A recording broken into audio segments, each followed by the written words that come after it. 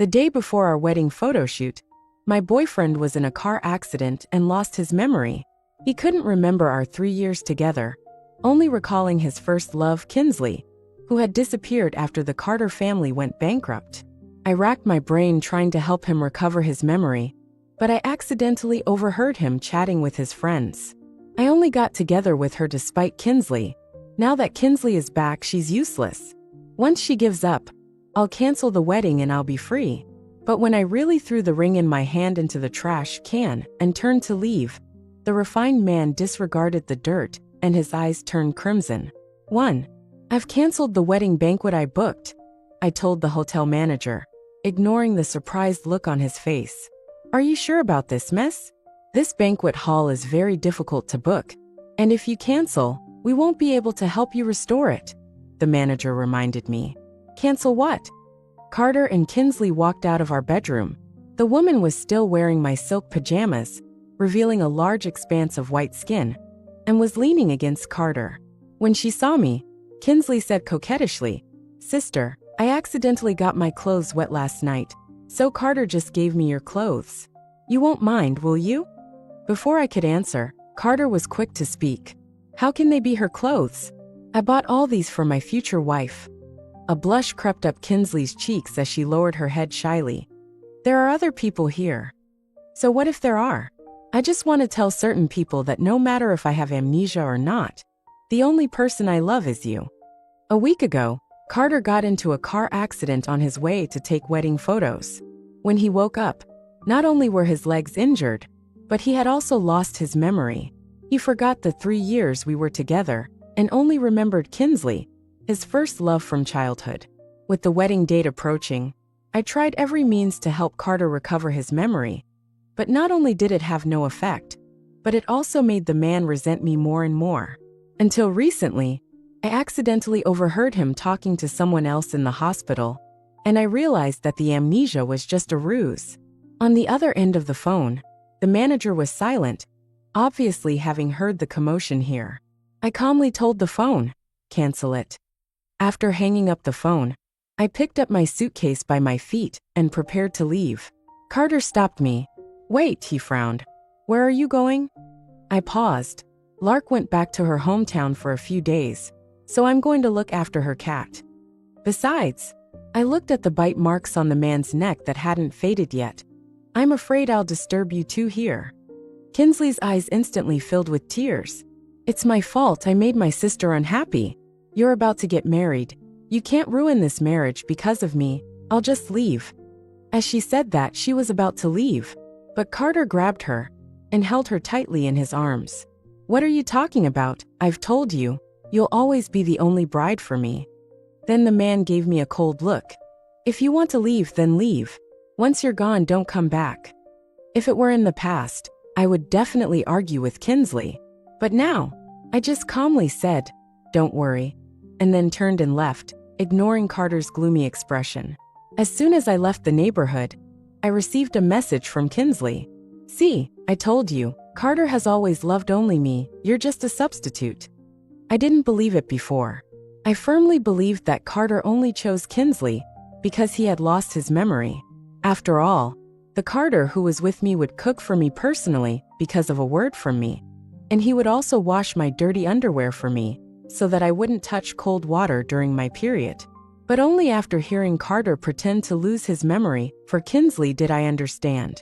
Kinsley was right. I was just a substitute. Carter was kind to me, but he was just transferring his feelings for Kinsley to me. Now that the real owner is back, I, the fake, should leave. 2.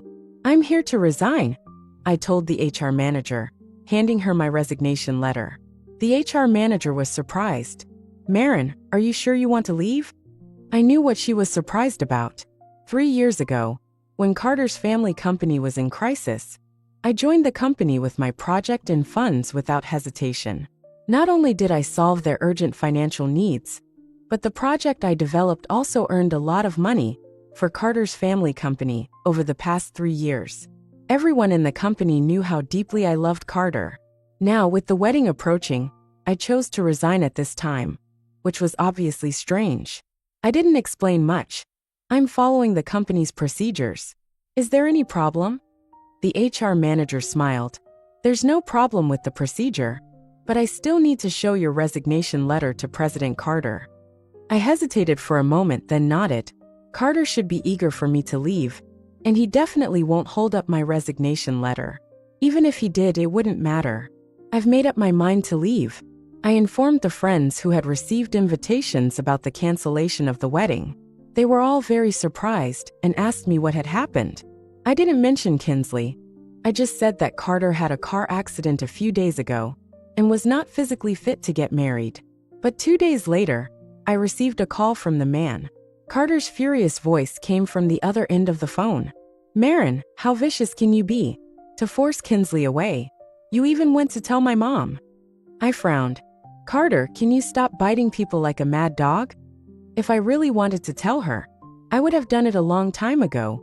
Why wait until now? Carter's mother had never liked Kinsley. 3 years ago, when Carter's company was in crisis, Kinsley abandoned Carter, which made Aunt Neve detest her deeply. Just hearing the name Kinsley would make her tremble with anger. If you hadn't told her, how would my mom know that Kinsley was back? She went directly to Kinsley's house, and now the whole building knows that Kinsley is the mistress. I couldn't help but say, were they wrong? Isn't Kinsley the mistress? Carter was furious. I've told you that I've only ever had one girlfriend, Kinsley. How could she be a mistress? Give you 10 minutes, come over and apologize to Kinsley immediately. Since you caused the problem with my mom, you come and solve it. Before I could speak, Carter hung up the phone. I thought about it and decided to go. It wasn't for Kinsley or Carter, but for Aunt Neve. I was afraid that she would get sick from anger. After all, Aunt Neve had been really good to me over the years. 3. When I arrived, Aunt Neve was sitting on the sofa in the living room, and Kinsley was wiping her tears with her head down. Carter looked gloomy, and when he saw me, he seemed to find an outlet for his anger, strode over, grabbed my wrist tightly and said, Marin, you're finally here. I frowned slightly. Let go of me. Carter, what are you doing? Hearing Aunt Neve's voice, the man released my hand.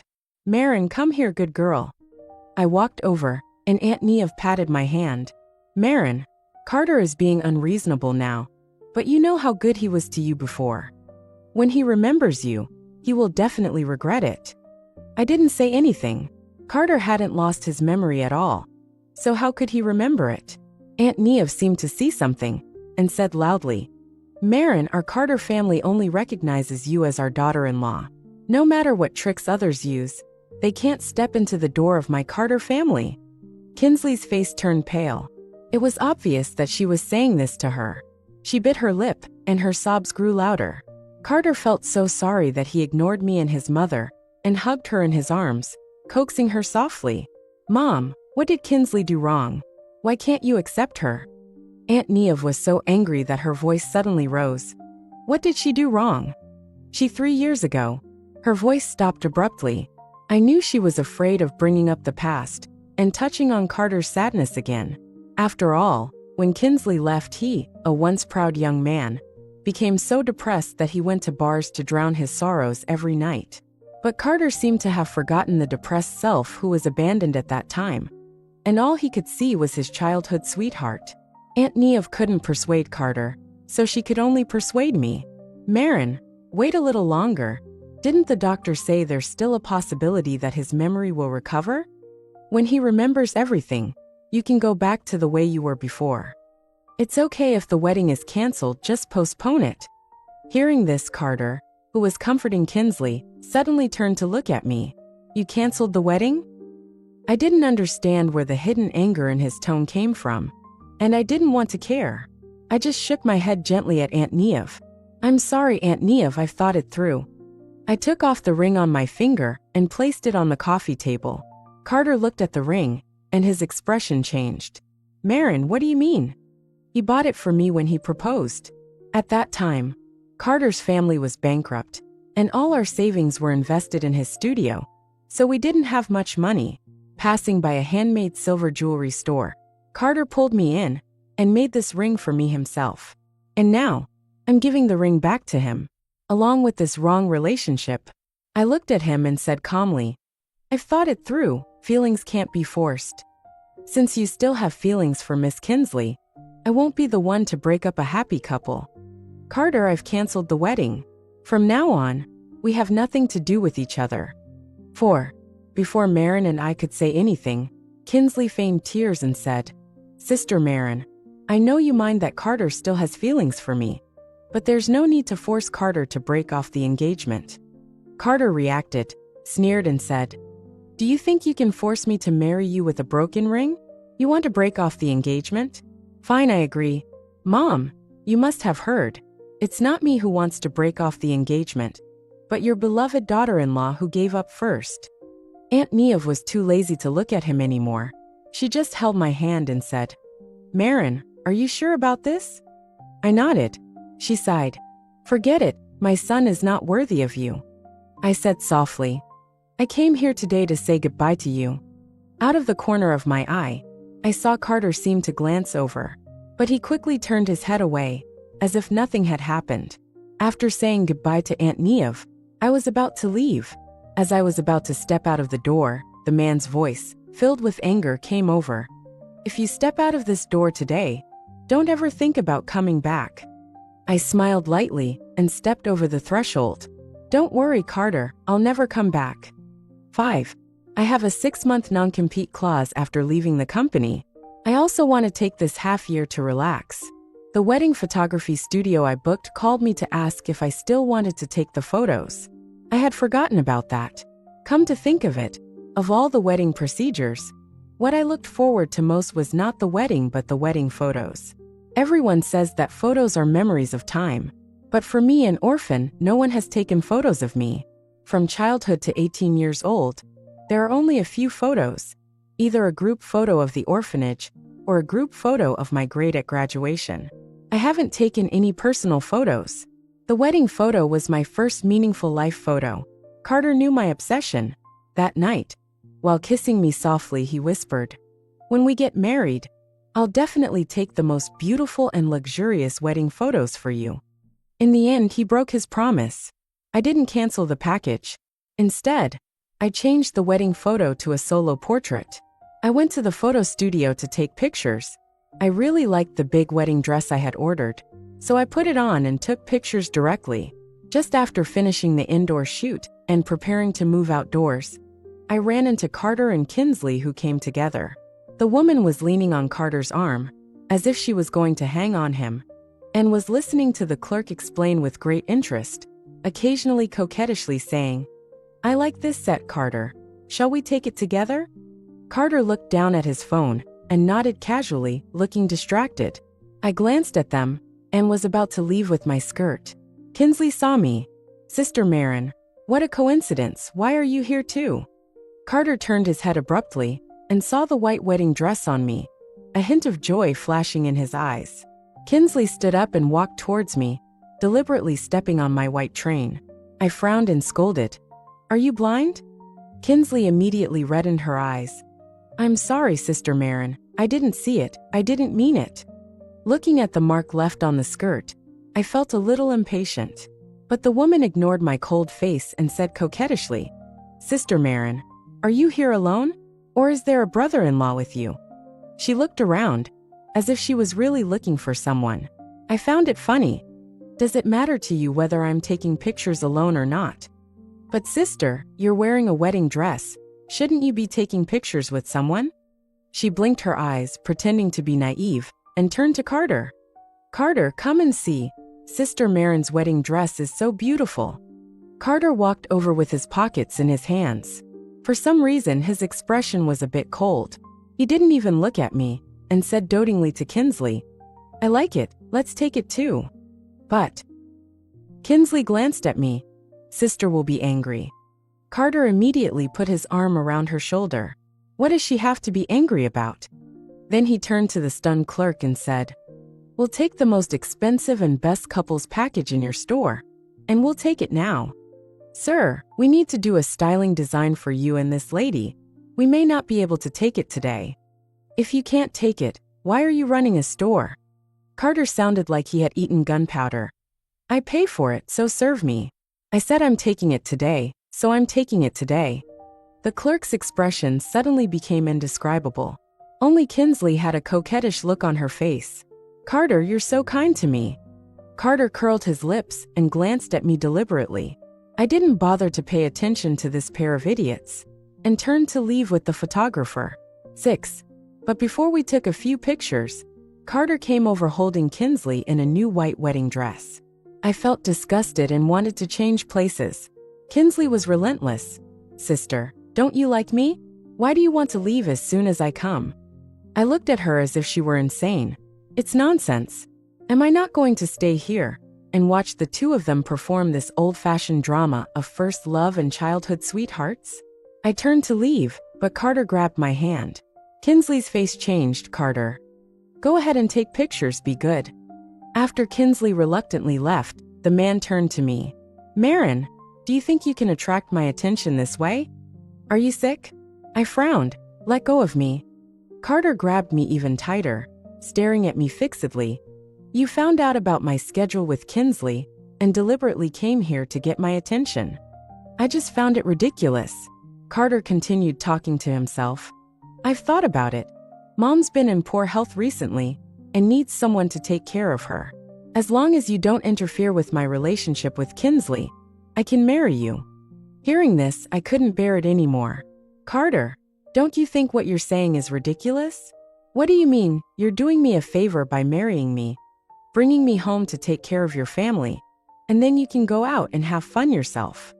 I had always been gentle with Carter, and even when we had the biggest arguments in 3 years, I had never spoken to him so harshly. The man was stunned for 2 seconds, then looked at me incredulously. I shook his hand off and said coldly, "As for what you said about deliberately finding out about your schedule with Kinsley, that's nonsense. If you don't believe me, go ask the store. I made an appointment to come here for a photo shoot a few days ago. It's you and Kinsley who bumped into me. Don't blame me." I looked at him coldly. "Now please let go." Carter was confused by my behavior. Until I walked far away, he was still standing there stupidly. After finishing the rest of the photos, I went home. After thinking about it, I decided to go out and play for a while, far away from that pair of idiots. I bought a plane ticket and left the next day. 7. I've been so busy with work for the past 3 years that I finally have some time to rest. I made a plan to travel around the country, and my first stop was to see the snow in the north. As I enjoyed the hot springs at the foot of CB Mountain, all the unhappiness and resentment in my heart seemed to be washed away by the snowflakes falling outside the window. Meeting Blake was an accident. I slipped and fell while climbing the mountain, and he caught me. Later, I found out that we were staying at the same hotel. We had a pretty good chat. He's still a college student and came to CB Mountain for a vacation. When I returned to my room that night, Blake blocked my door. "Can I stay here for the night?" Looking at his hot and undisguised gaze, I curled my lips. "So soon?" "Yes." I knew from the beginning that Blake had different feelings for me. I just didn't expect him to be so straightforward. Looking at his handsome face, I was a little moved, but I still said the ugly things first. "A one-night stand is fine, but I can't give you anything else besides that." Blake leaned down, and his breath became hot. "Let's start with a one-night stand." The kiss landed. He bit my lip, and I was not polite, pushing him against the wall. The man let out a muffled groan, then picked me up. In the middle of the entanglement, the phone rang inappropriately. Blake paused, and I only glanced at the caller ID before pulling his neck down and continuing to kiss. Not answering. It's not important. Who knows what crazy thing Carter is up to?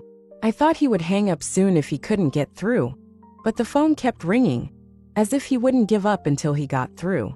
I impatiently furrowed my brow. Seeing this, Blake seemed to understand something. Ex-boyfriend? No. I picked up the phone. Ex-fiancé.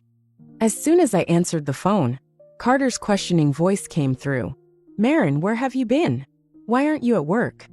President Carter, I submitted my resignation a month ago, and HR has approved it. Blake was messing around behind me, and I couldn't help but moan. Carter exploded instantly. Marin, where are you now? What are you doing? I pulled the man's mischievous hand and said, President Carter, I've resigned from my job. You can't control me, and personally, you don't seem to have the right to control me either." After saying that, I hung up the phone directly and blocked Carter's number. So my sister has such a bad temper. I bit his lip. I don't have a good temper with people who don't deserve it. He looked at me with a dark expression. "What about me?" I lifted his chin and smiled wantonly. "You? We'll talk about it later." The man scattered my words with a kiss. I stayed at the foot of CB Mountain for a while, and my cooperation with Blake became more and more familiar. Just I didn't expect to see Carter here. He appeared in front of me with red eyes. "Marin, I finally remember you." 8. At the barbecue restaurant, I listened to Carter babble on and on. To summarize, he recovered his memory. He remembered everything we had been through and knew he was wrong, and wanted to make up with me. "Marin, will you forgive me?" Looking at the man's expectant eyes, I suddenly felt like laughing. "Carter, with your acting skills, why don't you just join the entertainment industry?" If I didn't know the truth, I might have been fooled. Carter's face turned slightly pale. "Marin, what do you mean by that?" I folded my arms. "You're still pretending, aren't you? If you had the courage to admit that you cheated, I might even respect you, but your scummy and pretentious act is really disgusting." "Marin, stop. We have nothing to do with each other now. Please call me MS." "Marin," Carter said anxiously. "Marin, I know you're still mad at me, but I didn't remember anything back then. Are you going to blame someone who lost their memory in a car accident?" I curled my lips. Carter is still confusing right and wrong. If I really blamed him for losing his memory, I would have turned and left the first time he hurt me for Kinsley. How could I have foolishly done so much for him? I still remember standing at the door of the ward and hearing Carter's voice. "I only got together with her despite Kinsley. Now that Kinsley is back, she's useless. Once she gives up, I'll cancel the wedding and I'll be free." After being in love for 5 years and dating for 3 years, I never expected to hear such words from my fiancé-to-be. Before I could react, the door to the ward opened. The person who opened the door was startled. "Marin, you're here." He raised his voice deliberately, so that everyone in the room could hear. Everyone's eyes focused on me, especially Carter, who narrowed his eyes and looked at me coldly. "What are you doing here?" I squeezed my palm, trying to make myself look as usual as possible. "I made some pork bone soup." I put the thermos on the table. "You hurt your leg." The vigilance in Carter's eyes disappeared, and he frowned. "Take it away. I told you I don't know you. Why are you so persistent?" I looked at him quietly. Seeing that I wasn't speaking, Carter simply swept the thermos off the table. The lid shattered, and most of the hot soup spilled on me, and I cried out in pain. Carter sneered, "So you can speak. Why are you pretending to be mute?" But the next second, his expression became tender. "Kinsley, you're here." Someone bumped my shoulder hard, and I fell to the ground without a steady footing. Kinsley came over to help me up. "Sister Marin, are you okay?" "It's all my fault. I was so worried about Carter's condition that I didn't notice you." I subconsciously avoided her hand. Kinsley's eyes immediately filled with tears. "It's all my fault, Sister Marin. Don't be angry, I'm sorry." Carter hated to see Kinsley cry. "It has nothing to do with you that she fell down," he said coldly. "Marin, do you think you can provoke a rift between me and Kinsley with these little tricks? I tell you, I will only marry Kinsley in this life, and if you're sensible, you'll just leave." Kinsley said softly, "Sister, Carter is angry now, why don't you just leave?" I got up from the ground in embarrassment. There was a long scratch on my finger from a piece of broken glass, and it was bleeding profusely. Carter, who used to feel sorry for me even if I got a small cut, only glanced at it and then looked away. He took Kinsley into his arms. At that moment, I was like a clown. Everyone was laughing at me. They even made fun of my background. Carter saw that I wasn't speaking, and he felt a little flustered. "Marin." He reached out to grab me, but I dodged. "Carter, stop pretending. I know you've never lost your memory." 9. As soon as I finished speaking, the man's body froze. He seemed to want to squeeze out a smile. "Marin, you." I interrupted him. "I heard everything in the hospital that day. You want to marry Kinsley? You could have told me directly. Why bother pretending to lose your memory? Carter was finally completely panicked. No, it's just that I was confused at the time. Kinsley abandoned me back then. How could I be with her? I just wanted to get revenge on her, make her think she had won me over, and then abandon her cruelly, just like she left me 3 years ago. Maren, it was all an act. I never thought of giving up on you. I laughed. I took out my phone and clicked on a photo. So you mean to say, sleeping with Kinsley was also an act? Looking at the photo on the screen, Carter was completely stiff. These explicit photos must have been taken by Kinsley when he wasn't paying attention. Carter wanted to control her, but she also wanted to control Carter.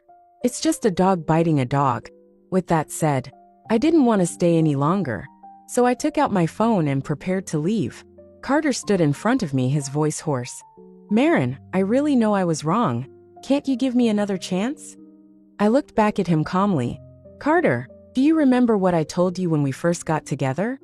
Carter's pupils shrank, and his lips trembled. I answered for him. I told you that I have a very serious cleanliness fetish, and I won't have anything that others have touched. As far as I'm concerned, Carter is just a cake that has been bitten by others. But you've liked me for so many years. Are you really willing to give up? I smiled. It turns out that Carter also knew that I liked him for many years. I was an orphan, and it was the Carter family who sponsored my university studies. The first time I saw Carter, he was standing with Kinsley, wearing a luxurious custom-made suit, and his every move was full of elegance and nobility. I fell in love with him at first sight. I studied hard in university and participated in various competitions, just so that one day I could stand on the same level as Carter. When I found out about his relationship with Kinsley, I chose to hide my feelings. It wasn't until Carter's family was in trouble and Kinsley left that I dared to reveal my heart slightly. But I was wrong. The Carter I liked was just a shadow I had imagined. And the real Carter is weak and despicable, full of vices. Anyway, thank you for sponsoring my studies, Carter family. But I think I've paid back what I owe the Carter family for the past 3 years, Carter. Let's not see each other again. 10. I returned home from CB Mountain the next day. I've already received a reply to my newly submitted resume, and I'm going to take up a new position at a new company. I heard from a friend that Kinsley actually returned to China because her family's business failed, and they owed a lot of money. And the Kinsley family wanted to form a marriage alliance with the Carter family to get funds. But Aunt Neve wouldn't let Kinsley marry in.